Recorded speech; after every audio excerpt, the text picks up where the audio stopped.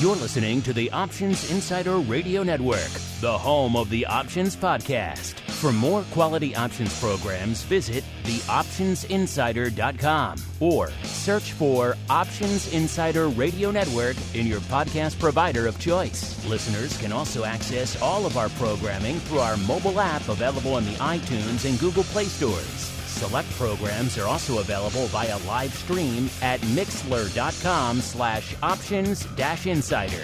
That's mixlr.com/options-insider. Don't forget to follow along with your favorite programs and submit your own questions for the hosts at twitter.com/options, stocktwits.com/options, facebook.com/theoptionsinsider, or via questions at theoptionsinsider.com.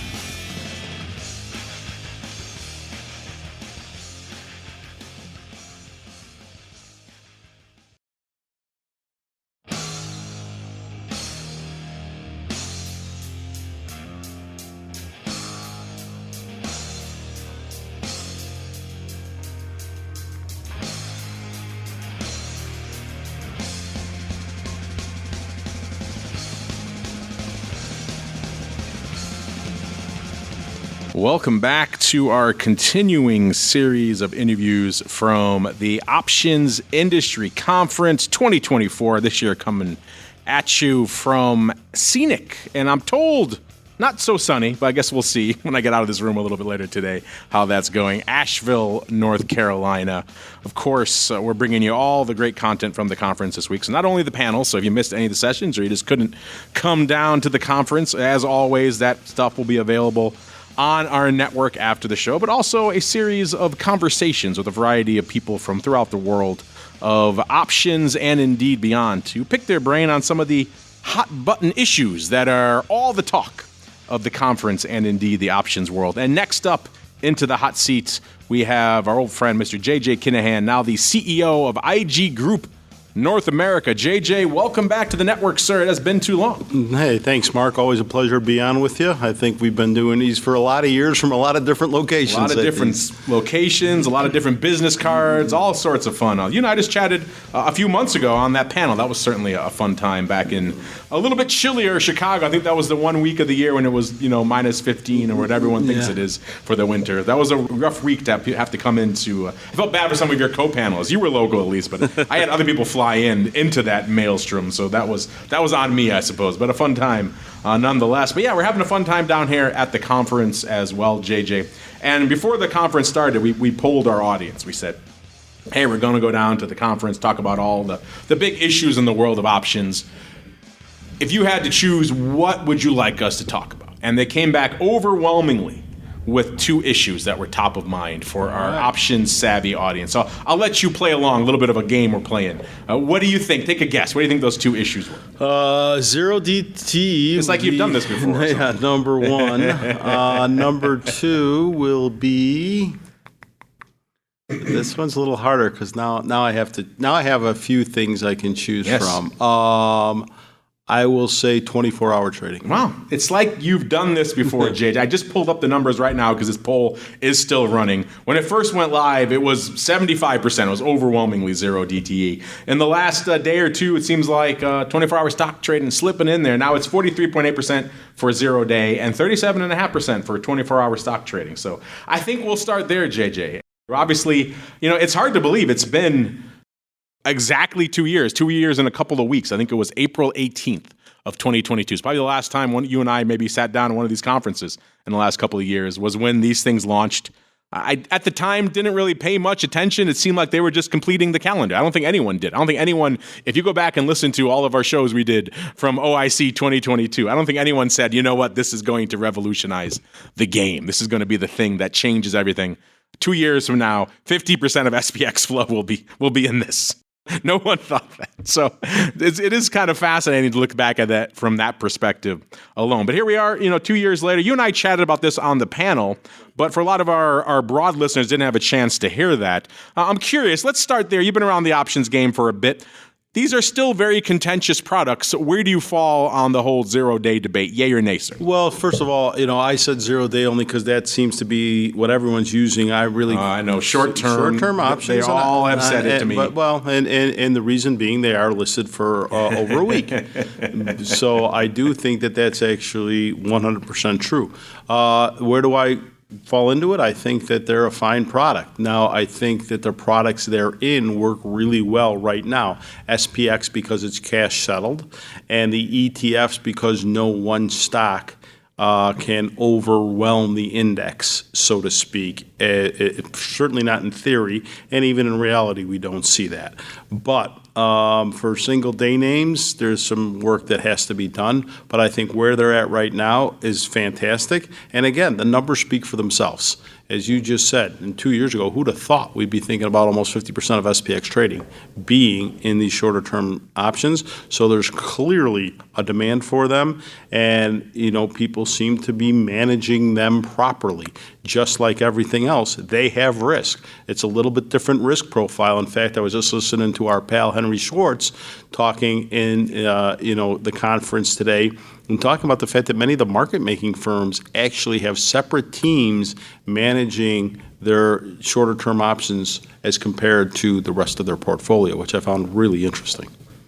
Yeah, unfortunately, I've been in here, so I missed Henry. He'll be looping through on our shows on Thursday, so I'll get a chance to catch up. That's a nice thing. I have my own little mini conference going here, JJ. But it sounds like, from what you're putting down there, that A, you're not reticent about 0-day, and B, you're not reticent about them expanding into single names at some point. At some point. Right now is not the right time, Mark, because we still have to figure out exercise and assignment, and more importantly, do not exercise. Because, as intelligent as most retail traders are and your audience may be, that's still a very foreign concept for most people. And my fear is that we would have a big move such as we experienced in Meta earlier this week, or late last week, I'm sorry, all the days are running together in my head. You have a stock move really big after the close. And that's where the average retail client has a disadvantage because, let's face it, many listeners, after the market's done, they may go watch the 4:30 Eastern time version of Jeopardy. And whereas the market-making firms, as they should, have teams of people watching all the movement, when to exercise, what not to exercise, et cetera. That's not truly a level playing field. And one of the things I think we've done well as an industry is really even the playing field. So we have to find a way to do that with exercise and assignments also. What are you hearing behind the scenes in terms of when do you think we'll actually see, let's say, Nvidia, Tesla, all the names everybody's asking for, Apple? I think it's going to be a while, and I'm on an industry committee where we're trying to figure it out, and it includes all the exchanges and FINRA and the SEC because it's a really important issue, and I would rather we all came together to find a solution than somebody just going, rogue, and all of a sudden it's listed somewhere and everybody's got to figure it out in a second. And again, I give credit to my competitors and the folks I do business with every day, the exchanges, et cetera. Everyone really wants to make this work in a way where the retail client in the end doesn't get hurt. And in your opinion, I've heard a lot of reasons why this can't get done. Is it the contra exercise, like you pointed out? Do we need to roll out cash-settled Nvidia first? Is that the procedure? It would be interesting to roll out cash-settled products, but now you have a whole different, for those who don't know, and I'm sure your listeners probably do, but for those who may be new, the Options Clearing Corporation clears every exchange-traded options contract. They're the central clearinghouse. The system works really, really well. But there would be a lot of technical work on their side in order to get cash-settled options and individual equities. And they're in the middle of a big rollout, improving their system anyway, so that puts you back in time. And then there's the client experience for firms like ours on our tastytrade platform, where clients are looking and were they trading the cash settled or were they trading the equity settled? So you have that possible confusion also. Yeah, I don't envy those emails we're going to get on social media posts. Wait a minute, I sold my put in NVIDIA. Why don't I get the stock or vice versa? I'll just pass those along to you, JJ. I appreciate it. You can handle all the cash settled. settled. If there are clients, I'm happy to do them, buddy. All the cash settled questions. Well, the other hot topic, as I mentioned at the top of the show, that our audience is obsessed with, and it's funny, I was mentioning this earlier. I used to ask this question about, the after hours, the extended hours trading all the time at this conference. And I stopped about 4 or 5 years ago because it seemed like there was no movement on it and no interest in changing it. So I thought, why am I beating a dead horse? Let's just forget about the after hours options thing and move on. Fast forward to this week. It's all the rage again. NYSE kicking it off, SEC debating it on the stock side first. Obviously, that has ramifications for the options world as well. We also polled our audience on this, and you'd think our very option-savvy, hardcore trading audience, they want it all, right? They want gimme, gimme, gimme. But actually, no, they were reticent. We said, do you think stocks should trade 24 hours a day? Almost 70%, 69.8% said no. 30.2% yes. So I like our audience. They look beyond the forest for the trees in some of these questions out. They think about them, which is kind of fun. But I'm curious, where do you fall on that first, JJ? Do you think it's inevitable? Are we going to go 24/7? And do you think we should? Well, when I was back at TD Ameritrade and Thinkorswim, we rolled out, if you remember, ETF 24-hour trading.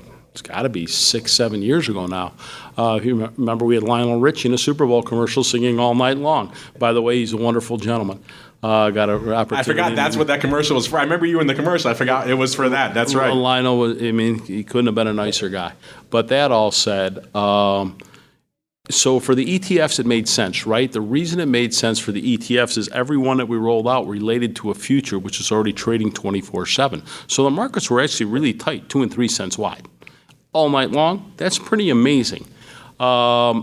Some firms have rolled it out on the individual equity names. I wouldn't say it's been a great success.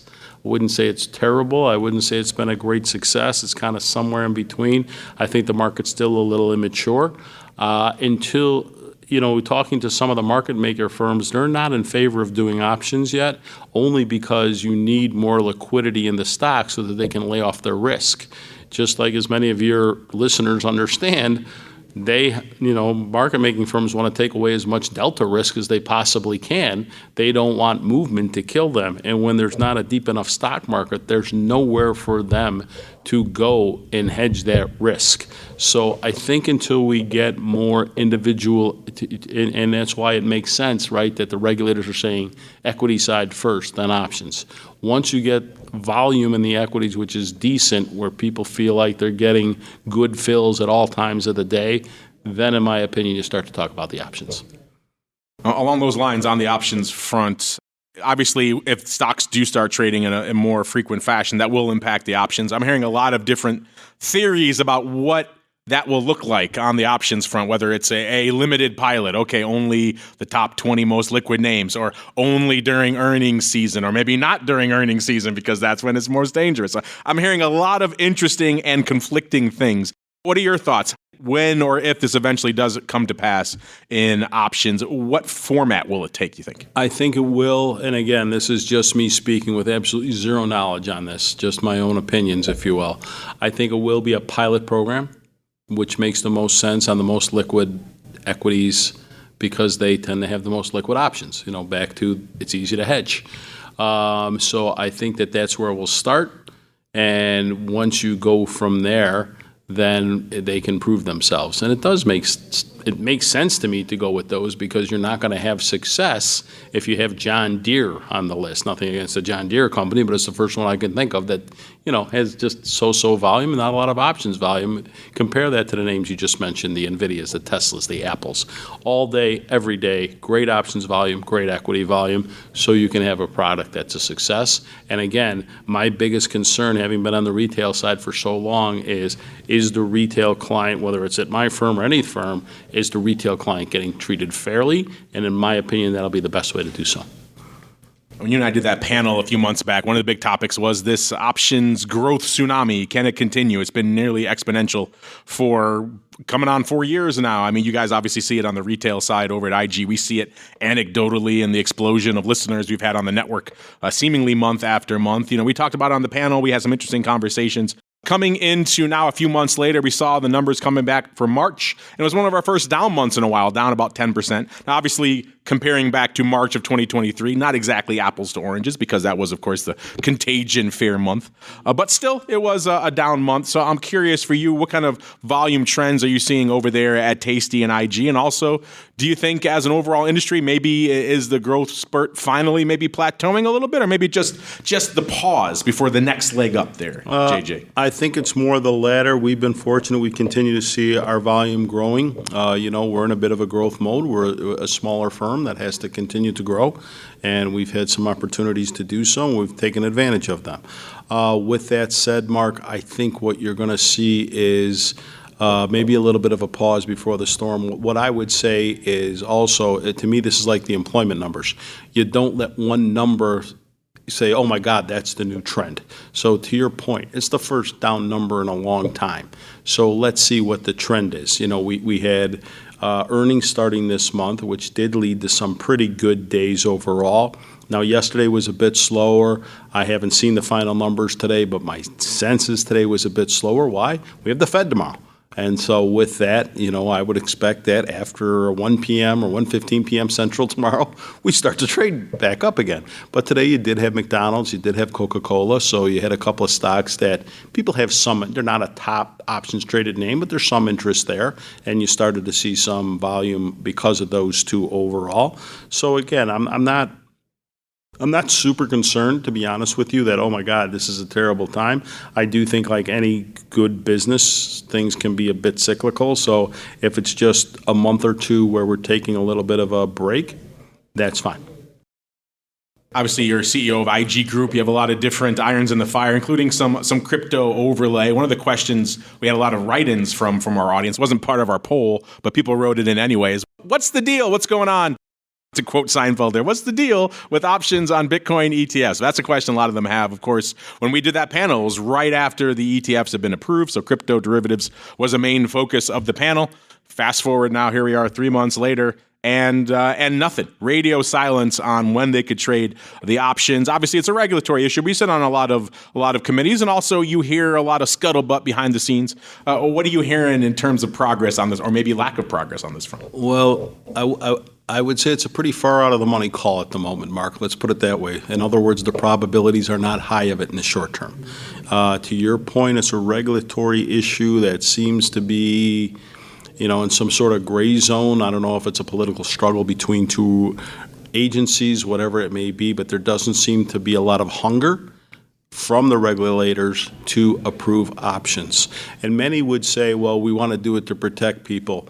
I actually have an opposite view, as you talk about all day on this show.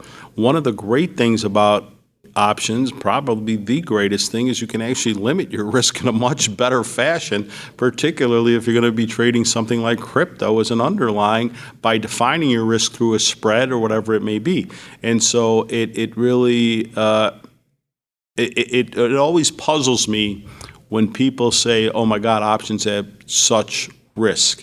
And my feedback is always, well, please learn how to trade options in a way that you can define your risk. And I hope every listener right now is defining their risk when they trade options. It's what makes them a great product, in my opinion, for retail traders. It is kind of mind-boggling to me that they would approve the underlying, but buying a put on said underlying to hedge, no, that is a step too far. That is verboten. We are still antiquated in many ways how they view these products out here. Well, we touched on a lot of the hot button issues that are top of mind for a lot of our listeners, but you're down here at the conference. I know people want to come here. They want to see people. They want to network. But what are some other issues you're hoping to hear about and talk about down here at the conference this week? Well, I think, one of the things, if I'm being selfish on what we're doing at Tasty, is we're expanding into the UK. So you'll see early this summer that we will take our Tasty Trade. We'll call it Tasty at IG. Again, IG being our parent company based in London. And so we have an incredible distribution network, an incredible company there with, 19 different countries. And so we will take Tasty and the North American, the U.S., particularly stocks, options, futures, to other areas of the world, starting with the UK. We're really excited about it. We're going to be there. As you know, Mark, we do a lot of education, and so we're going to be there June 8th doing a live event in London. Anyone's welcome to come. We have almost 1,000 people already registered, and we're just excited to do a day of education and help people understand how to use the products better. So, one of the things I love about this conference, as you well know, there are people from all over the world that are in the options industry to come here. So you get to meet some of the regulators from different countries, some of the different firms doing business there, and start to develop some relationships there also. Yeah, you're not the first person to come in here and say international growth is exploding for them on the options front. It's becoming a key focus for them. So yeah, definitely a trend we're seeing. You're right. This is predominantly a U.S.-listed options conference, but you're right. People come from all over the world now to attend this conference. We're seeing it, of course, anecdotally in our international numbers as well. So you're right. It is fun to see the growth of the product beyond these shores. Well, JJ, I appreciate you taking some time out of your busy day down here at the conference to educate our listeners and give them your thoughts on some of these hot button issues out there. And I think folks know where to go to find your fund by now, but hit them up again for one more time if they want to go learn more about all the fun options goodness you have cooking over there at Tasty. Where should they go? What should they do? Sure, tastytrade.com or tastylive.com. Our two sites for content and for brokerage. Mark, thank you very much. Always a pleasure to be on the Options Insider, and great to see you. Yeah, great to see you too. We've had some of your Tasty folks on the network of late, and they've certainly done a great job. So we'll have to make sure to rotate them back on soon and rotate you back on soon so we can get some more insight in some of these hot button issues facing the world of options, JJ. Thank you, Mark. Have a great day, buddy.